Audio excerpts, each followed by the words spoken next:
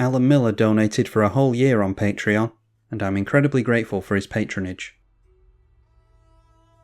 You could be forgiven for thinking that the Wandering Minstrel is just another Landfall commander, and it is, but it at least has a couple of unique strategies that didn't completely grab my interest at first glance. The main ability that your lands can come in untapped. This allows us to play a bunch of tapped utility lands that would otherwise slow our game plan down way too much, putting us multiple turns ahead instead of multiple turns behind. The main example of this is the bounce lands, and whilst we still have to resolve the bounce trigger, we can tap for 2 mana before we return them to their own ability. Pair this with multiple lands a turn, and you can generate a lot of mana whilst also still being able to make landfall every single turn. It's because of these bounce triggers that I've opted to exclude the double triggers on landfall though. Twice as many triggers on lands is great, but not so much when you have to return all your lands back to your hand.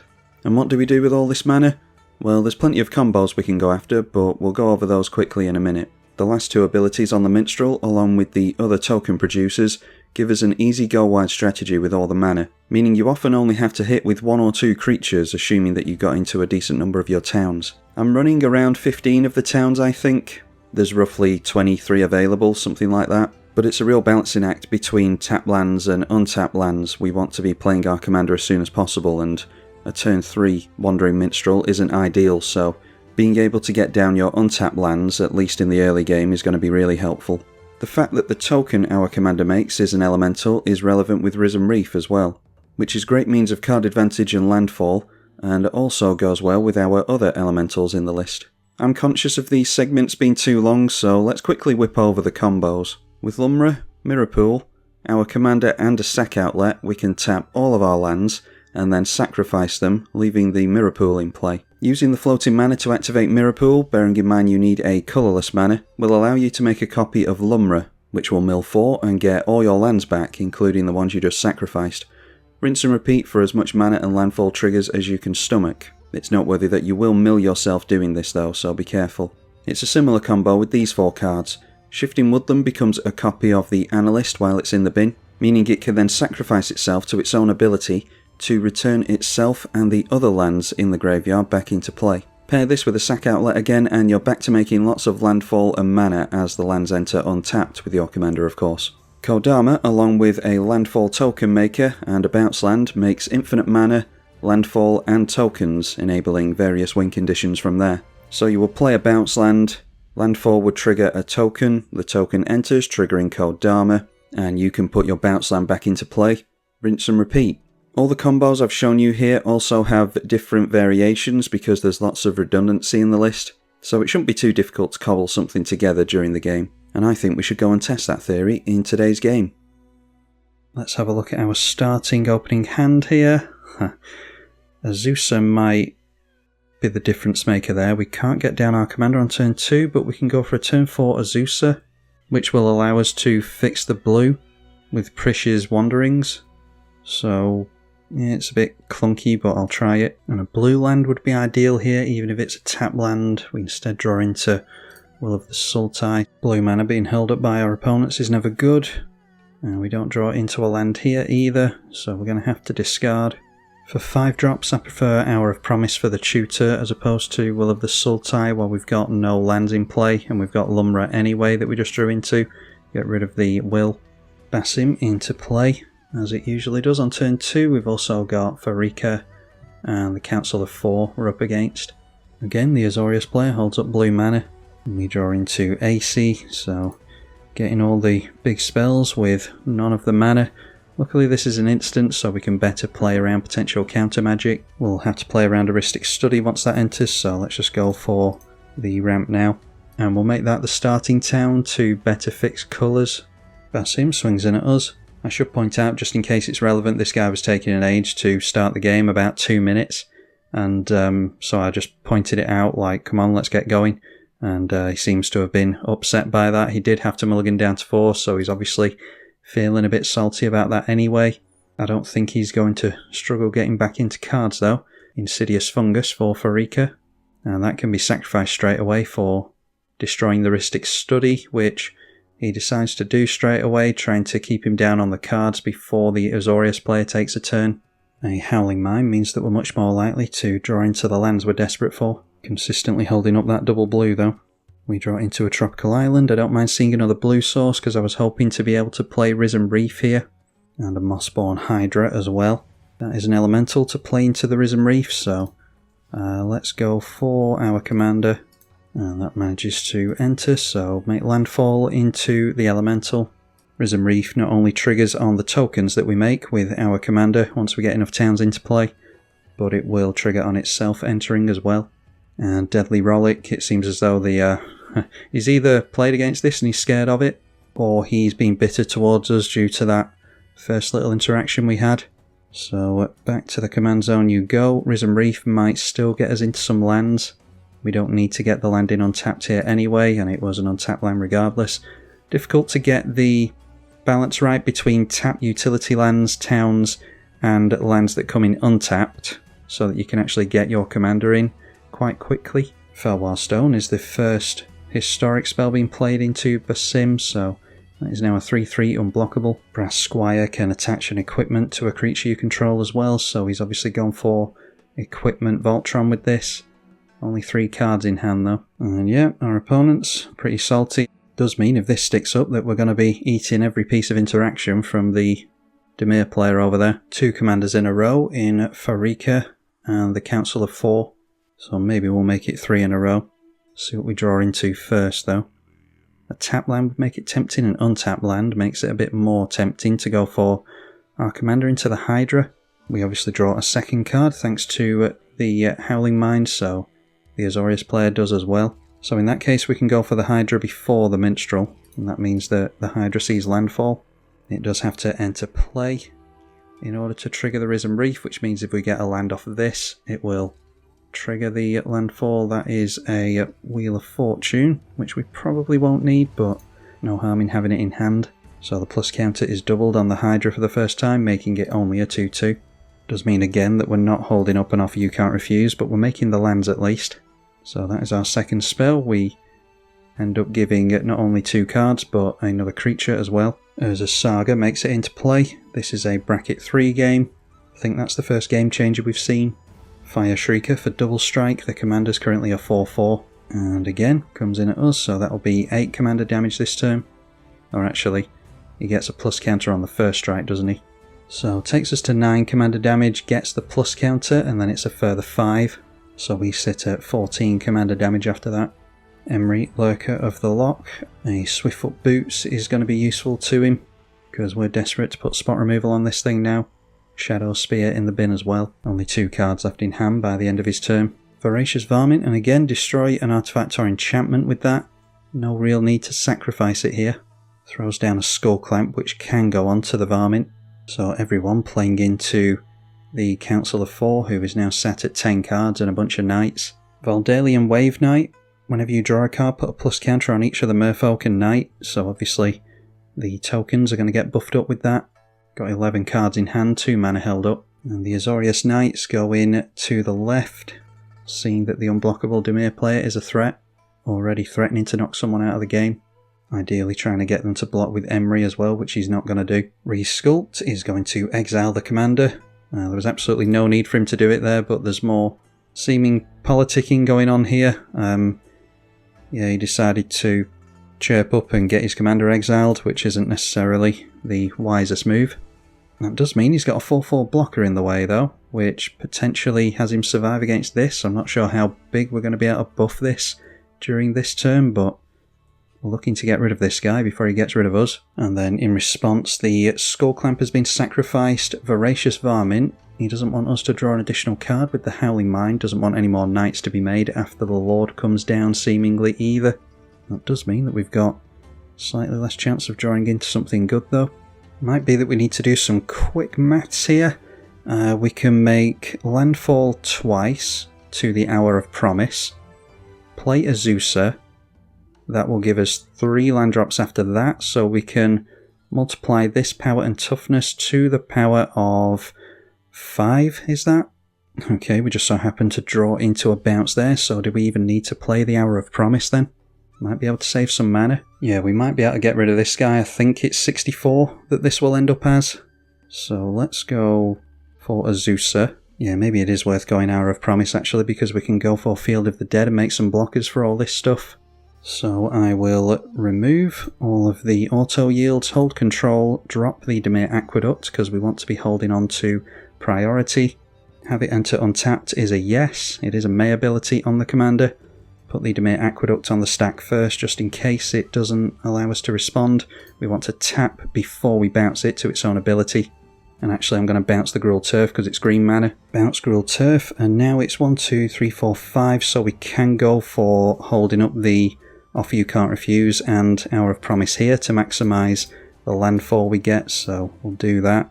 Second spell cast equals a Knight, and we're definitely grabbing Field of the Dead. And we could go for another town here. I mean, it just doesn't seem to be that we're going to be relying on towns, unfortunately. Let's go for the World Tree to fix our colours, do we? Yeah, let's go for a town. Balam Garden should be fine. Have them both enter untapped. And we get 2 triggers on the Mossborn Hydra, as well as a couple of zombies. Now that we've got the number of lands able to get the zombies with Field of the Dead, I think it's 7. So that is already a 16-16. I think we're going to be able to get down Nissa, Vital Force as well. Go for the Gruul Turf, again holding up priority. Have it enter untapped, tap down the mana, bounce it to its own ability. And this is where the bounce lands are so incredible in this deck. Play it for a final time. And obviously we get the landfall triggers every time we do this. Yeah, worked it out correctly. I think it is going to be a 64-64. Bounce Gruul Turf back, ready to do it again next turn. And I think I want to go for the Nissa here and hold up the Offer You Can't Refuse. No permanent to return, so let's just untap a land, make it a basic. And now we can take out the Dimir player, because this does have trample, which makes all the difference. And decides to scoop in response, so luckily the damage doesn't matter, but players who act like that are always going to take the petty victories wherever they can. Scoop before I take the damage means I don't really lose. And now there's every chance that we'll be able to get the emblem with Nissa next turn. Could go wide with some Knight tokens. Any kind of overrun or flying effect, something like that, we'll have to counter in order to try and keep the emblem active.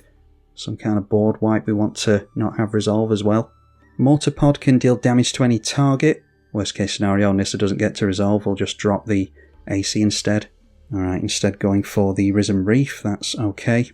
We're nowhere near getting down the elemental tokens with the Wandering Minstrel, thanks to not seeing any towns. And they haven't concentrated on Azusa, which probably would have been a better target there if they're going to shoot something. They can afford to get Skullclamp on here. It is free to sacrifice to the Mortarpod. Drawing a card during the beginning of the turn means they're going to get 3 power on the Knights. So if they want to turn everything in sideways, they might be able to go wide on Nissa. They bounce land here as well, they're not going to abuse it like we do, I imagine. And looks as though they're having to return a land without tapping it for mana first. Yep, bounced a basic without tapping it for blue.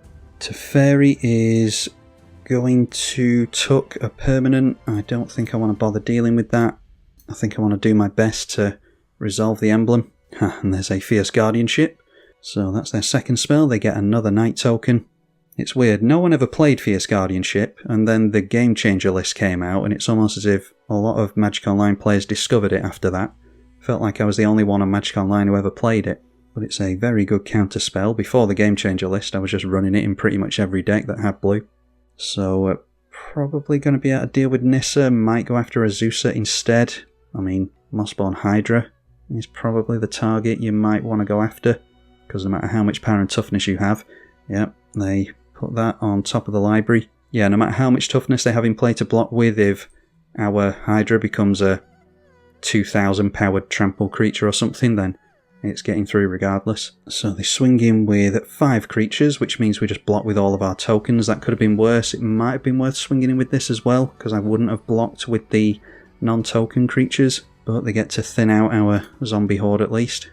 Oh, one of them's actually coming in towards us. Alright, so blocked, blocked, blocked and blocked. And then this can hit us for 3. I don't trust that Magic Online isn't goofing up, I'm just going to block that.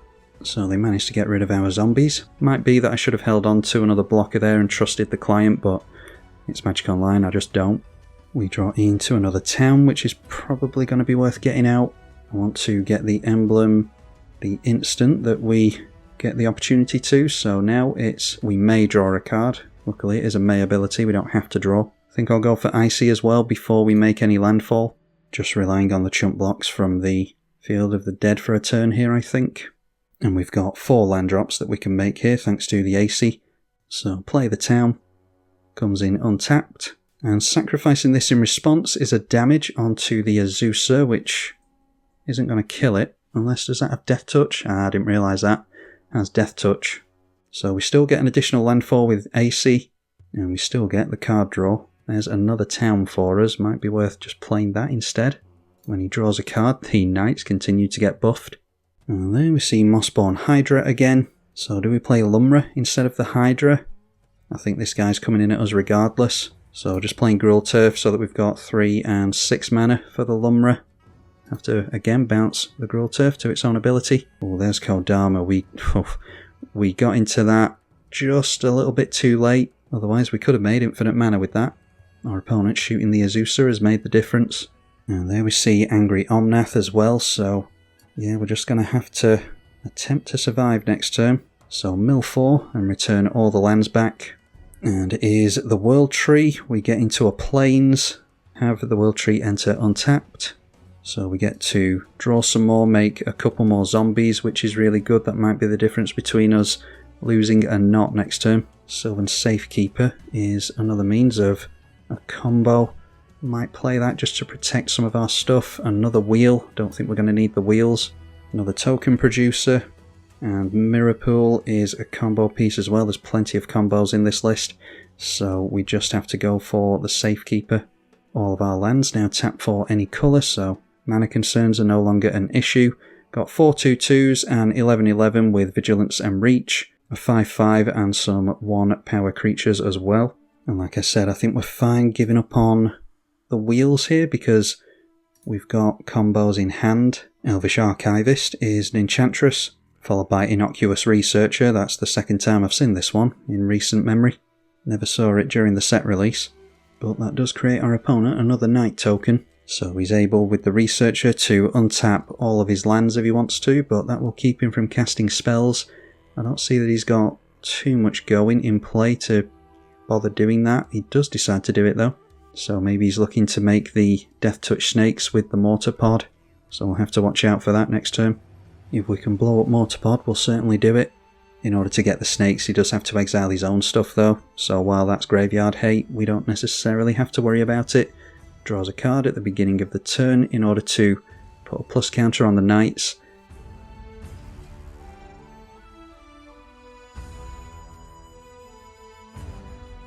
Farika exiles his own Viper in order to make a 1/1 Death Toucher.